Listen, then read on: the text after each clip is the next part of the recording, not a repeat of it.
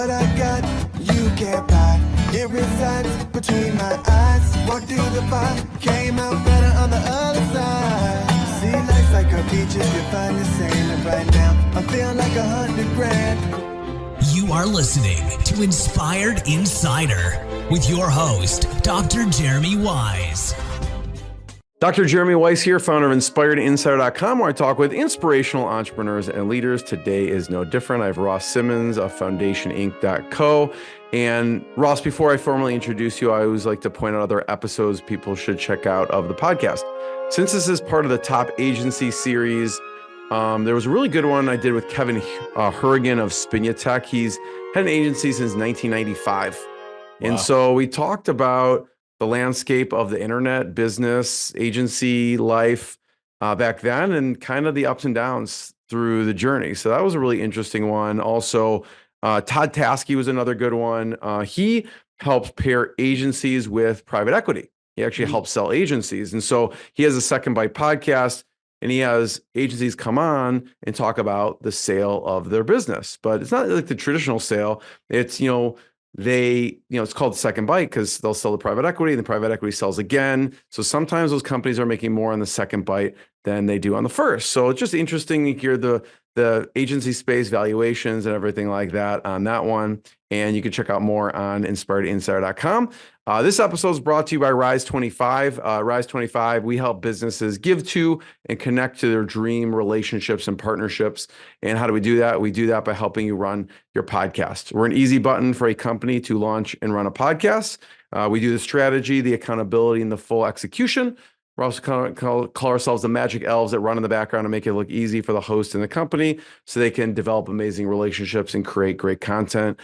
For me, the number one thing in my life is relationships. I'm always looking at ways to give to my best relationships. And I found no better way over the past decade to profile the people and companies I most admire and share with the world what they're working on. So if you've thought about having a podcast, you should. If you have questions, you can go to rise25.com to learn more or email us at support@rise25.com. I'm excited to introduce Ross Simmonds. He's the founder and CEO of the Foundation.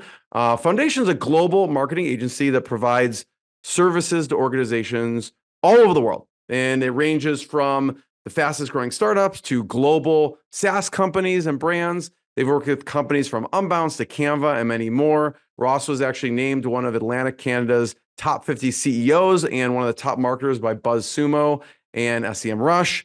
Ross is also a speaker, angel investor, and author of multiple books. Ross, thanks for joining me. Thanks for having me, Jeremy. Excited to be here. So just tell people a little bit more about Foundation and what you do. Yeah, so Foundation is a content marketing firm that focuses on B2B SaaS. So we work with B2B SaaS companies on 4 key things. First is research. We help them understand their audience, and we do this by really diving deep into understanding their what we call a content portfolio. So we believe that you need to think about marketing the same way that you would think about investing. And every time that you create an asset, you're essentially making an investment. And we believe in creating high-value content that nurtures and builds relationships, as you talked about, with your ideal customer, whether it's a landing page, whether it's a blog post, whether it's an asset that's intent is to generate backlinks. We want to help our partners create and invest in content that drives results. Now, here's what's different about Foundation versus most companies. In content marketing, a lot of content companies will focus exclusively on creation. You sign up, they'll write blog posts, they'll write more blog posts, they'll write more blog posts, and they'll send you a report saying that they published these blog posts. What's different about us is we actually think that the work begins after we hit publish. So those blog posts now need to be distributed. And we run what we call distribution playbooks to make those stories spread, whether that's sharing that content on LinkedIn, whether it's sharing it through X, whether it's sharing it through niche communities or newsletters. We run distribution playbooks on the content that we create to really emphasize that idea that a lot of content marketing companies have forgotten about that second word in our industry, marketing. You have to market the content that we create. And then finally, after we have distributed it, we also come back to it and we optimize that content for conversion, for SEO, and all kinds of other purposes based off of the client. So long story, a little bit longer, we're full service, organic, publicly focused, like not publicly traded, but we're a private company, but we are publicly focused on that idea of creating content for blogs, for landing pages, etc., communities, all of that good stuff. So, Ross, how'd you get into this? Yeah, so I am a digital content geek. When I was in university, I ran a fantasy football blog, and that blog paid for my tuition. And when that blog was going up and to the right, I realized that this internet thing was going to last. So I went all in. I launched a little website called rawsimmons.com. I wrote an article called 5 Things That You Should Know About Targeting Generation Y, because back then Gen Y was still kind of young and hip and cool, and everybody wanted to target to them. And I started to get emails from brands all over the world while I was living in Nova Scotia, small place in my parents' basement, saying, Ross, can you fly down to Miami and speak with our C-suite on marketing to Gen Y? And I was like, whoa, this is wild. Like, this internet thing is going to last. So I doubled down. I started to continue to create more and more content. And then from there, the history kind of just wrote itself, where I went from writing a fantasy football blog, shifted it 100% into writing about marketing, and then took off, and I launched Foundation in 2014. And we've been helping B2B brands ever since. Talk about niche for a second. Okay. Yeah. Because you could have gone you started it's very hard to start a successful like B2C type of brand, like a fantasy football blogger. Yeah. What made you decide to go into B2B, and what were some of maybe the evolution of the industries? Yeah. We're looking here at the website, you can see your industries that you serve. There's software companies, manufacturing, B2B, and I love this one, boring quote industries here. Yeah. What was the evolution of the niches? Yeah. So in the early days, I loved B2C because of the scale, the amount of people that you can connect with, the stories, the big ads, etc. And I spent about 1.5 years working in a traditional agency running campaigns for some of the top CPG brands in the world. Through that experience, though, I really started to get uneasy and struggled with this fact that I could never see the ROI. I could never know whether or not I was actually resulting in people buying more chocolate bars or people going out and buying more soup. Like, I could never actually feel that. So I had one prospect, which was a SaaS company at the time, and we were working with them, and I was able to see that the blog posts that I was writing, the landing pages that I was creating, were actually translating into demos, and those demos actually led to actual revenue. And that's when I fell in love with B2B. I realized at that moment that I love how close to the actual consumer my content can be to move the needle. And that's when I fell in love with it. And at that point, it was a gradual shift. We started originally at more general B2B, and over time, the vast majority of our clients have become B2B SaaS in particular. And that has come from an evolution of us just being really, really good, I think, through the reps at working with these SaaS companies and collaborating with these SaaS companies and understanding the different levers that they need to pull to be able to unlock great results and great wins. I want to hear about a client milestone for you. I mean, you've helped some tremendous companies. I mean, we're looking at the website here. If you're listening just the audio, there was a video piece to it, but WebEx, MailChimp, Canva, Unbounce. What was the first milestone client that you remember, and how you got in the door? Yeah, great question. So Rockwell Automation is a publicly traded company. They're out of the US, and they've been around for decades. I think, I forget exactly what their name, Milton Bradley, maybe. They were originally, but they are a massive company in the manufacturing space. They create widgets, lasers that go inside of roller coasters, things like that. And prior to them, all of our clients were relatively like startups, tech companies that were like Series A, Series B, but we hadn't worked with any publicly traded companies before. And I spoke at an event called MozCon. And at MozCon, I talked about the allocation of budget for organizations being focused around experimentation, as well as the things that you know are going to work. And I gave this presentation. I talked about how some of the top brands in the world use this allocation of their budget and how this gives you a competitive edge. And there were a few people in the audience that worked at Rockwell. And I was walking through the hallway, and they were like, hey, excuse me, we want to chat with you for a second. So I brought over for a second, and they wanted to chat about my talk. So we were just like chopping it up, having a conversation. We exchanged business cards. I go back home and I Google who's Rockwell Automation, what's this company? And I'm like, oh, they're publicly traded. This is cool. Let me see if I can nurture this relationship. So I sent them an email. Hey, it was so great to meet you too, blah, blah, blah. Hope you're all doing well. Fast forward about 2 weeks later, they wanted me to fly down into, I think it was Wisconsin or Milwaukee. A small place, but it was a beautiful. I was just there. Yes. Were you? Very cool. Yeah, It's a yeah. gorgeous spot. Yeah. The Cheeseheads. So it's like, is it Wisconsin? Yeah, you're right. Yeah. Yeah. So I am, you're good with much better than I am with Canadian geography to fair. US geography. So I wouldn't be.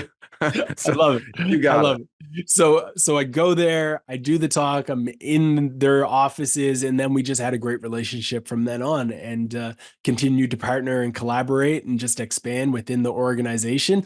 And at that moment, it helped me realize, oh, okay, we're offering something that's so valuable that this type of company would want it. Let's trickle this over into other industries, and we just continue to expand and grow from there. Love it. Yeah. So really, I mean, as I mentioned in the intro too, your speaking has really helped, and being an expert, but like not just being an expert, but getting on the stage and sharing that, Right. as well as authoring books, which we'll talk about too. I want to talk about what you do with Unbounce. And I want to mention too, people can check out. I did an episode actually with Rand Fishkin, who nice. started Moz, and who now runs SparkToro. Right. And it's a crazy story. I don't know if you know it, Ross, of like when he got offered to sell and he didn't sell. Right. So it's a very interesting, background on the story of that. So yeah, I'm a big fan of Rand and SparkToro and the work that they do over there. Amanda over there as well. She kind of coined that concept of no-click content on the internet, which is that idea of just publishing pieces of content that are so good that people don't need to leave the platform to go there. We use SparkToro all the time, and we leverage it to find the best subreddits and communities and audiences and things like that. And it tailors well into the convo around Unbounce, because with that relationship, essentially we looked at all of the blog content. We had a two-sided engagement where, one, we were creating pieces of content at scale, so creating tons and tons of blog posts, but we also had an engagement with them where we were distributing these blog posts, so writing threads, sharing them on LinkedIn, etc., spreading them into the places where their ICP was spending time. And the pieces that went through our distribution engine, where we actually ensured that they were being amplified and promoted, et cetera, had 10x more page views than the pieces that did not. And that type of success we've now kind of built into, and this was early on, probably 5 years ago now, where we ran this experiment. And that's become a playbook that we run with our clients time and time again, where not only are we going to run your full content engine and write a bunch of great, valuable blog content, we're also going to write the LinkedIn updates. We're going to create a carousel. We're going to create the thread on X. We're going to help you understand how to distribute this through subreddits. All of those things we've applied to the blog content that we create. And it just drives ridiculous returns out of these investments that our clients make into blog posts. And to the point around SparkToro, one more time, using a tool like that, what you're able to do is see exactly what subreddits, as an example, your community is spending time in. So if you see that your community is spending time subscribed to a certain subreddit, you now want to take that blog post that you wrote and you want to share it with that community. Those are the things that you want to do to ensure that if you create something valuable, you can distribute it and get the most out of it. Ross, can you talk about vanity metrics for a second? Because and I'm wondering if you're having this conversation with these companies and they're trying to measure, right? And if you could tell me if they're asking, hey, how many views, how many clicks, and you may be coaching them more on, if we get into this subreddit and you get 5 versus like getting a post that gets 2,000. So talk about your thoughts on vanity metrics, and the conversations you have to have with these brands sometimes. Yeah. So we always talk about revenue pipeline and the importance of actually influencing those with your content marketing efforts. But we recognize that not all assets, aka pieces of content, are created equally. So if we are developing a piece of content that has the intent of driving conversion, revenue, sales, pipeline, then those are certain types of pieces of content. For example, a blog post that talks about the top 10 solutions that are all within your vertical and within your space that have you at the top, that is a highly valuable piece to rank for in Google. And we should track whether or not that moves the needle for revenue, because you are trying to go after a high commercial intent query.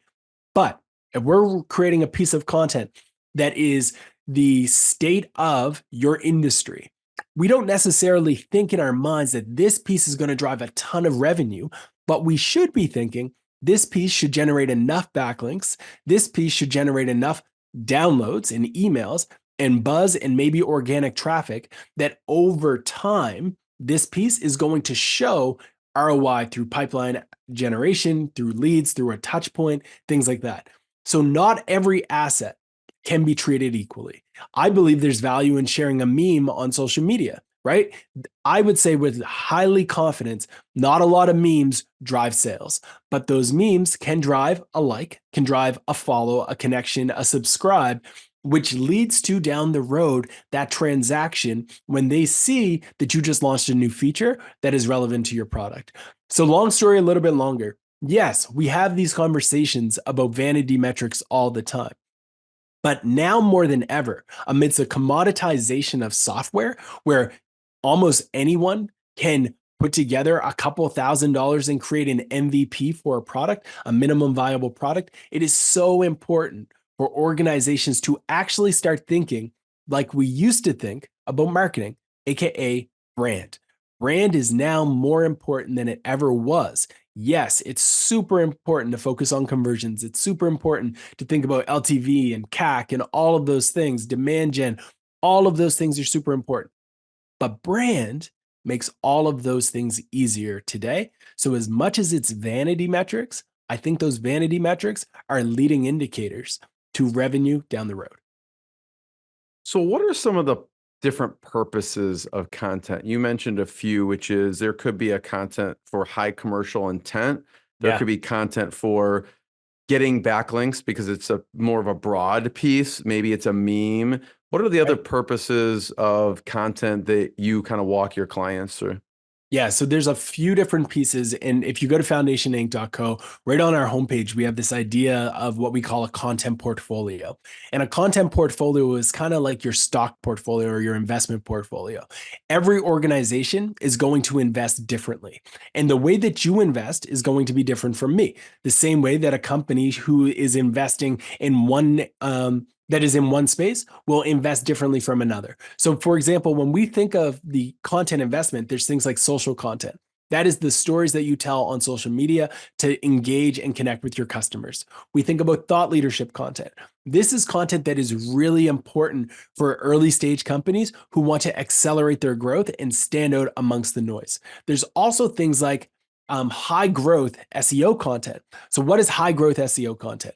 It's content that is demonstrating that there is a rapid increase happening month over month in the amount of people going to Google, going to Bing, going to YouTube, looking for these keywords. So for example, if you rewind back, let's say 12 months ago, and you created a landing page on what is generative AI, that would have been considered a high growth topic because in the months to follow, it was going to skyrocket. The same can be said for some of the newer cryptocurrencies and things like that. Those are high growth opportunities.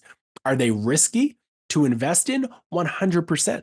You don't know if it's going to go to the moon as it relates to that keyword, or if it's going to plummet and nobody's going to look for it again. We've all seen trends where something is hot today and then quiet tomorrow. That is That'd be the growth SEO.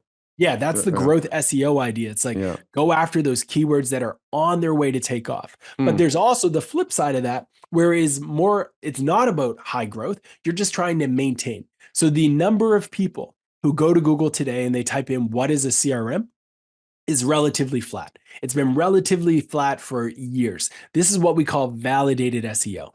We know that every single month, a certain number of people are going to type that into Google, and we're just trying to compete against the others in the SERP. Now, the other type that is interesting is backlink content.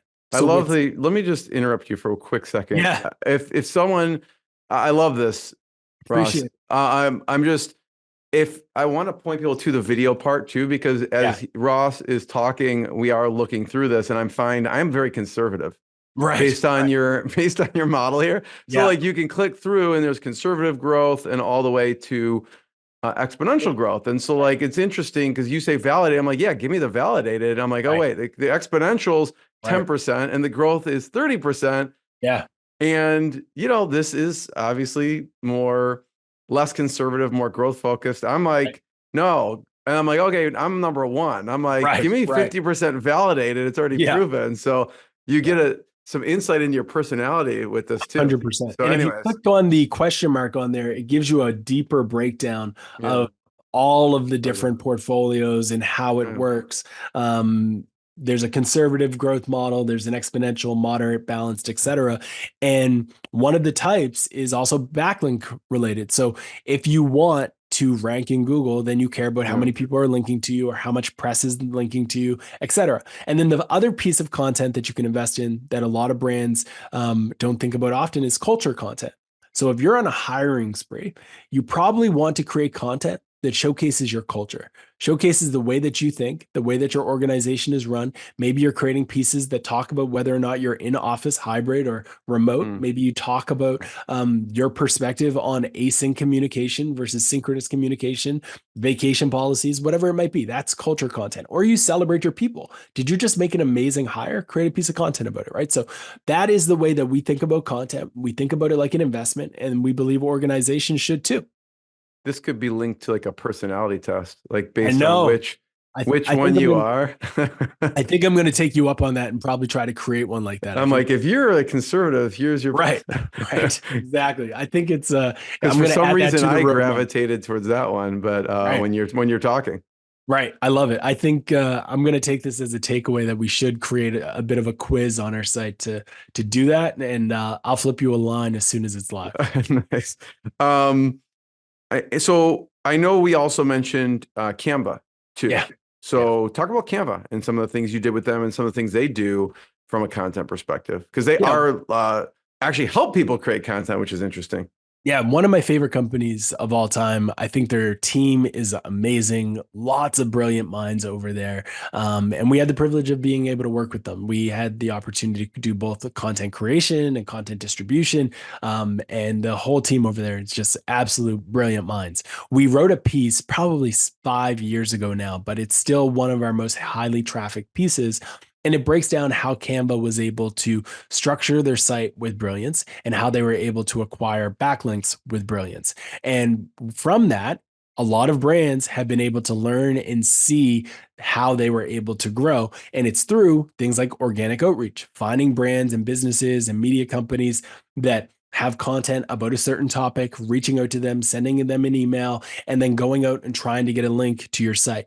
But they also understand that I think is something that should actually be studied in schools is the importance of search intent.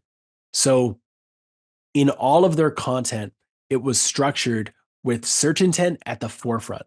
And we shared this graphic in our piece that showed all of the different types of intent that a user can have. That piece has actually gone on to be like brought into textbooks in universities all throughout the US. I've gotten emails from professors who have used it as like material in their classrooms.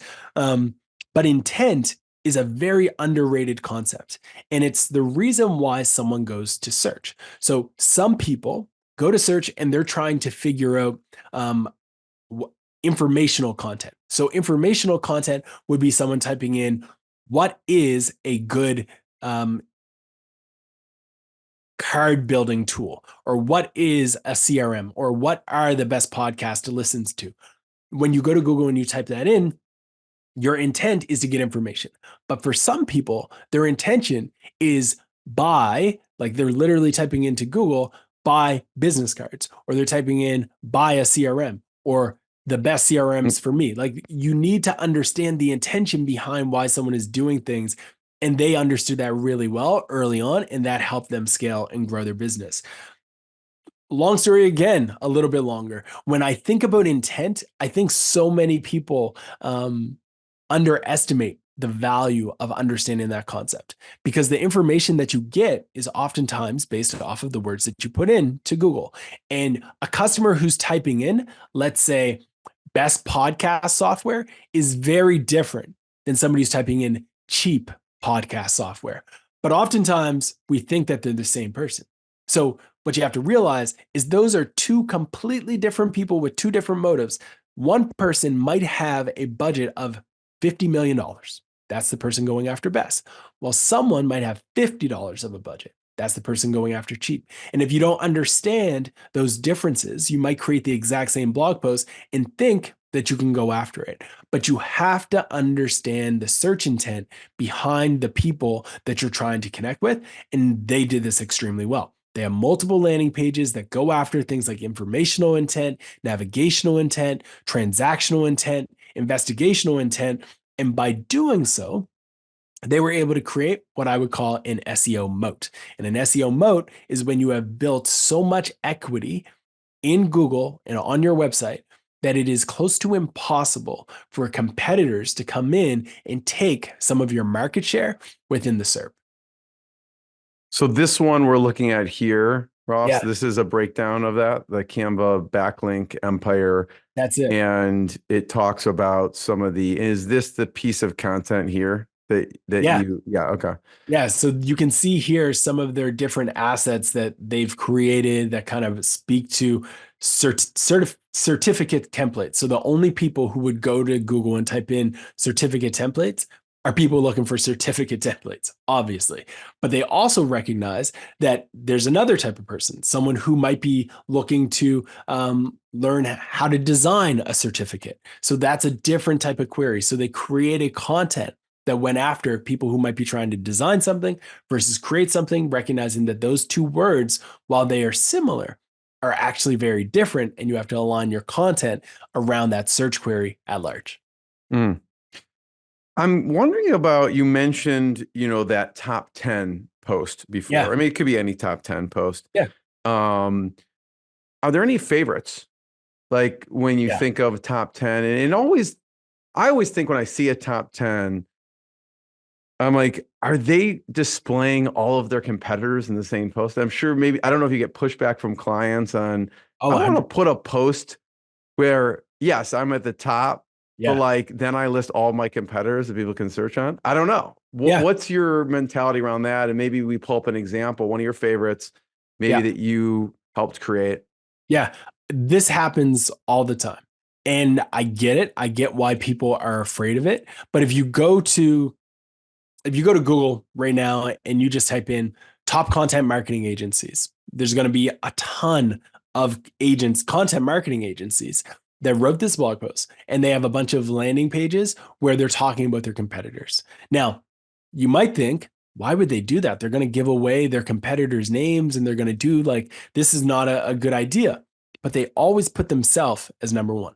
So by putting themselves as number one, they are owning the SERP for that query. So when you do that, you increase your likelihood of being able to drive traffic to yourself. Now, here's a little hack that a lot of brands have started to do, and I think Zapier does this really well. They talk about competitors who are non-competitors. So oftentimes, a SaaS company will talk about, ClickUp does this extremely well also. A company will talk about their top 3 project management software solutions. And the number 2 isn't actually their direct competitor, it's Google Sheets. And they'll say Google Sheets because they know that, yes, Google Sheets is able to be used, but you're not looking for Google Sheets when you're looking for the best software to do project management. Oh, what's number 3? Excel. Oh, okay. So now you have Excel listed as the third ones. So again, it's very difficult for you to say you're going to use this tool instead of Excel. So as you look at this SERP, and I'm going to talk through kind of my thinking. I put in top CRMs for SaaS here, and there's a bunch of sponsored ones here, but Smith.ai is one that ranking number 1, right? And ClickUp, like I mentioned, is number 2, right? So ClickUp is we love ClickUp, and you can see that they included themselves number 1, which is brilliant, right? They included themselves as the number 1 SaaS CRM, and for all intents and purposes, it's usually that would be a Salesforce, that would be a HubSpot, those would be proper pure play. Then they have Zendesk Sell. Send SL would never show up in like a common typical dialogue around SaaS CRM, but they're now showing up as number 2. So they're moving through Pipedrive, then they get to Salesforce. They never mention HubSpot, which is very surprising to me. So they removed arguably one of their top competitors from this SERP. Now, And these are maybe more enterprise too, more like enterprise. Oracle. So maybe a lot of people looking for ClickUp aren't as enterprise, possibly. I don't know. Right, 100%. And here's where it gets even more interesting. Now, with the rise of things like ChatGPT, everyone is thinking, oh, okay, but nobody goes to Google anymore. SEO is like ruining it. If you opened up ChatGPT and you asked it, hey, can you do some research for me and find the top CRMs for SaaS? It's probably going to find this article or the other one that was ranking number 1, and it's going to interpret those as being the best CRMs for SaaS, and it's going to give you that answer. So a lot of people are screaming at the top of their lungs that SaaS is that SEO is dead. SEO is dead. Everybody's going to generative AI to get the answers to their questions. But in reality, these AIs are using SEO optimized content to influence the answers that they give you. So by ensuring that the content that you create is optimized for search, you're doing a double whammy where you're supporting your optimization for generative AI just the same. Yeah, no, I love that. And here's, like you were saying, actually, Ross, is the Smith AI does have HubSpot listed on here in Salesforce and Close. Yeah. And they're actually, it's funny thing is, ClickUp is not listed on this one. But, right. It's fascinating. Yeah. I mean, I guess you use ClickUp for anything, but I view it as more of a project management tool, but people do use it as CRM, I guess. Definitely. This is super interesting. The other thing, Ross, I had a question about is, your team and building a team and culture, because you've been doing this for a long time. Talk about the evolution of the positions you had to hire for. From the beginning, because you in college, were doing a fantasy football blog to now. Right. Yeah. When I first got started, it was just myself for many years. And all invoices came from rawsimmons.com. It was branded as rawsimmons.com. And then eventually we started to kind of grow up and we made Foundation the name of the company. And when I say we, I mean me. But I eventually got to a point where I needed to bring in some help and some support because the late nights were just like killing me. So I put up a job posting. I hired a intern, fresh out of school, brought them in, and seen very quickly the impact that had on my quality of life. And I was like, okay, I need to bring on another person. So I hired again.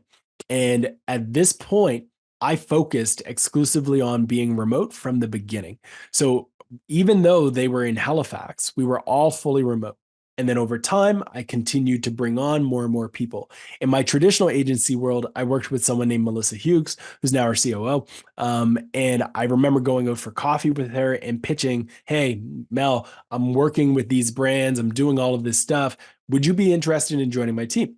And she was at first like not really sold on it, but we talked through. She started to see like the clients that we were working with, the opportunity in front of us, and she joined the team. And that was a big trajectory changer for Foundation because it gave us the ability to really kind of grow up that extra level to be a professional company. You fast forward. Now we have Foundationites all over the world. Foundationites who have contributed greatly to the culture, both past and present. And our team today is just one that I'm extremely proud of, extremely excited about. And it's very cool to know that our team is spread all over. We have folks that are in Ontario. We have folks that are in the UK. We brought in James Shearer, who is a brilliant mind in content production and developing content strategies that are rooted in SEO at high volume. And James has been amazing.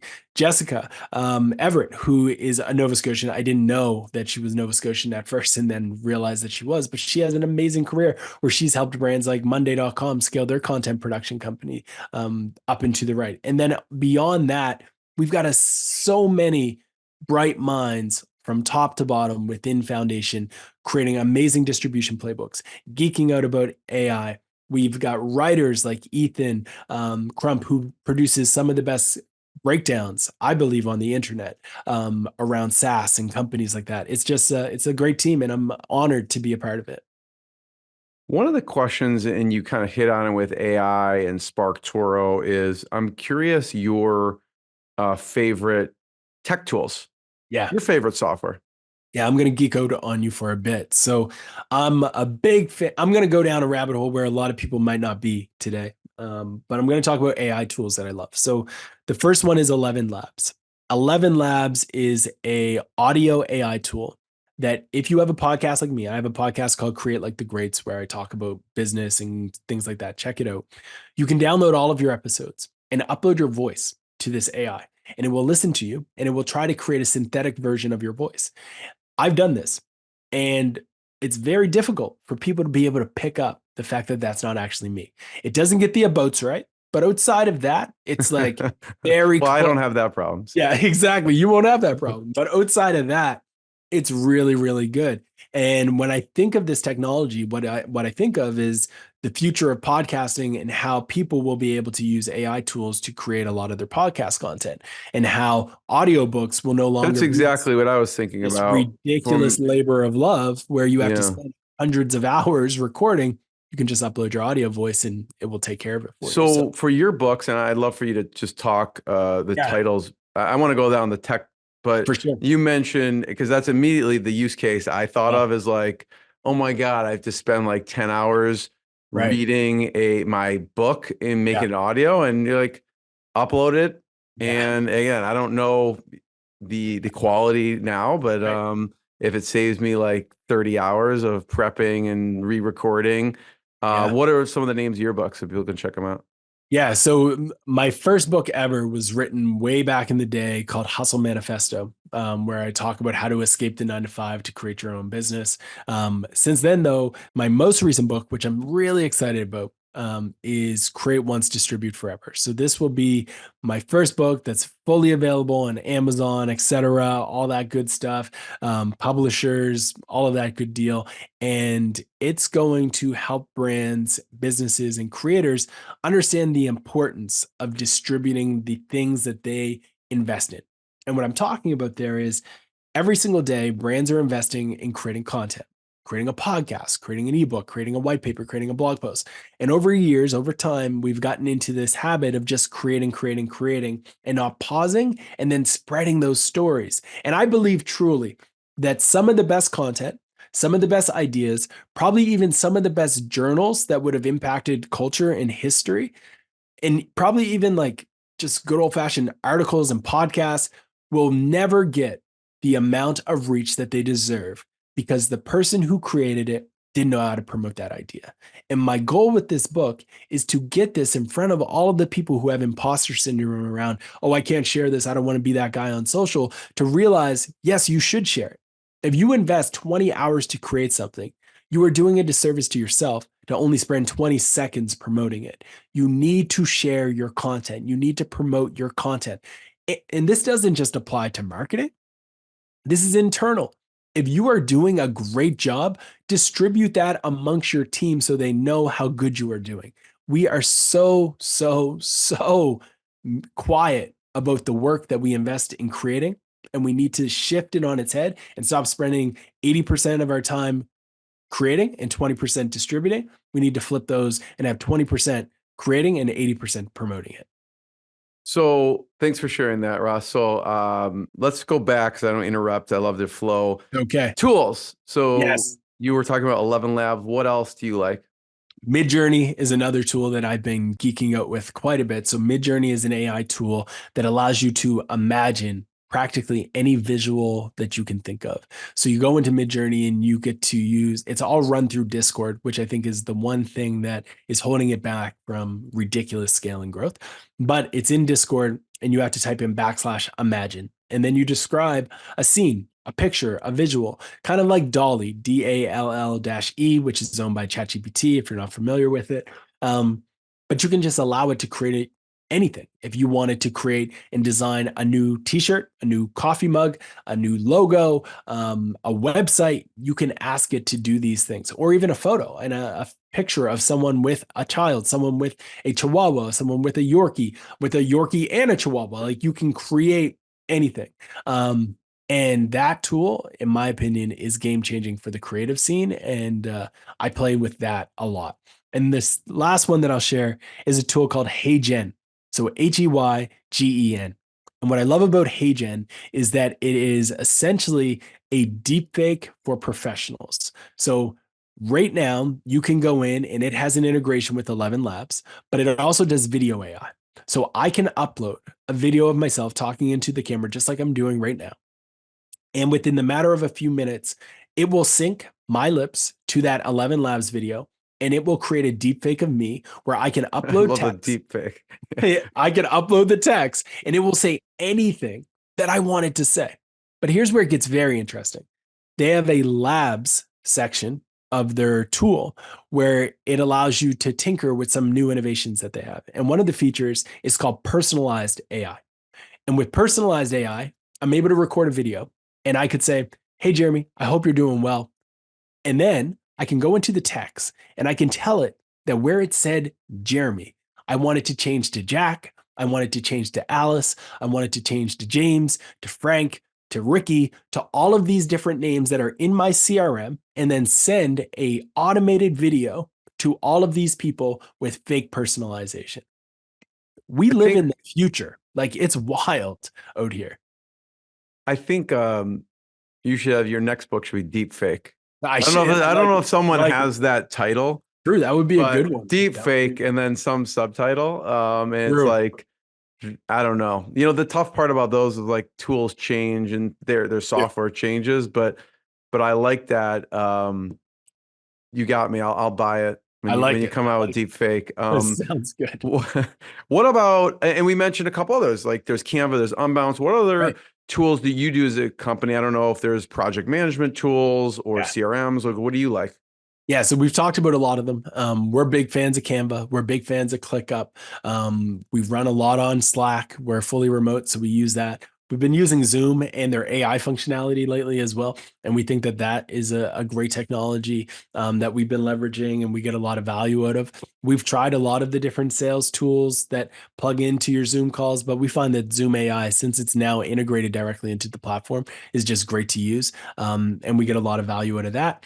There's a small tool that a lot of you probably view it as like a Redditor tool, but it's actually very valuable as well, which is called Giphy. So Giphy, Giphy, has a downloadable app that you can put onto your computer and you can like create GIFs on your computer, which is ridiculously valuable for developing SOPs, developing instruction manuals, and things like that. And then the last one that I'll mention is Loom. So I'm a huge fan of asynchronous communication, where I want to be able to send my team videos that they can watch at a time where it doesn't interrupt their flow. So if my team is out creating or building or launching or selling or on a call with a client, I don't want to disrupt them and say, "Get on a call, let's talk right away." I can send them a Loom, which is a pre-recorded video where I share my screen and they can watch it and consume that content at a time that is convenient for them. Before Foundation was even like started to hire, there was another tool called Soapbox. It's essentially Loom. And I recorded probably 20 hours of videos talking through my processes on how I do things.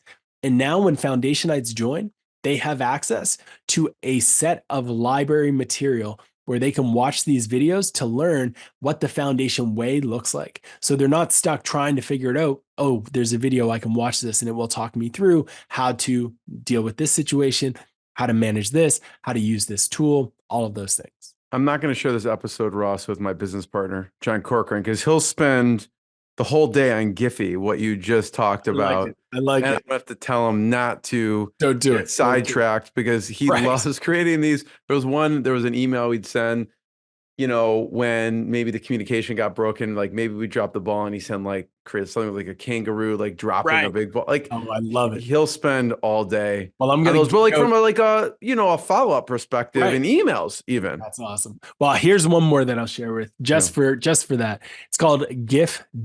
So GIF. And what you're able to do with this one is any GIF that you can imagine. You can swap the face with your own face and send a GIF with yourself on it. And it's a great way to build company culture. It's a great way to get a response to from a client who hasn't responded in a while. I love that one as well. Last question, Ross. First of all, thank you. Thanks for sharing your knowledge, your journey, your lessons. Everyone can check out foundationinc.co to learn more. Last question is why did you want to be a WWF wrestler when you grew up? So me and my dad, WWE. Now WWE. Yeah, exactly. So me and my dad spent a ton of time watching wrestling from the time I was a kid. And I just always loved watching these wrestlers just like be bigger than life. They would come down, they'd stand in the ring, the crowd would go crazy, the crowd would go wild, and they just had all of this energy. And The Rock was one of my like favorite of all time. And I used to run around and tell people, do you smell what the Ross is cooking? And it was just like, they're like, what's wrong with you? Yeah, exactly. If they hadn't heard of The Rock, that's like a weird statement to say. 100%. So I was just a big wrestling geek as a kid, and me and my dad loved it. And I wanted to be a wrestler because of it. Who were your other favorites? Did you have any others? 1, 2, 3 Kid was a bit, then he became X-Pac and Six and a bunch of those guys. Ahmed Johnson, which is a old throwback, but I loved watching him. And then the usuals, Bret Hart as a Canadian. Every Canadian loved Bret Hart and the whole Hart family. And then Bob Backlund. I'm getting really niche and geeky. So I don't know if anybody's going to know who that is, but he was hilarious and a great wrestler as well. I had on the podcast Colt Cabana, who had, I don't know if the longest standing wrestler podcast. It's morphed into a couple of versions, but it was called The Art of Wrestling. And he had all the greats on and all the, like you said, the niche people as well. So people can check that out. And we talked some wrestling on that. I'll be checking that episode. Yeah, Colt Cabana. Yeah, he's got various content out there so people can check it out. But Ross, thank you so much. Everyone check out foundationinc.co, more episodes of the podcast, and we'll see everyone next time. Ross, thanks so much. Thank you for having me. What I got, you can't buy. It resides between my eyes. Walked through the fire, came out better on the other side. See, life's like a beach if you find the sand. And right now, I'm feeling like $100 grand.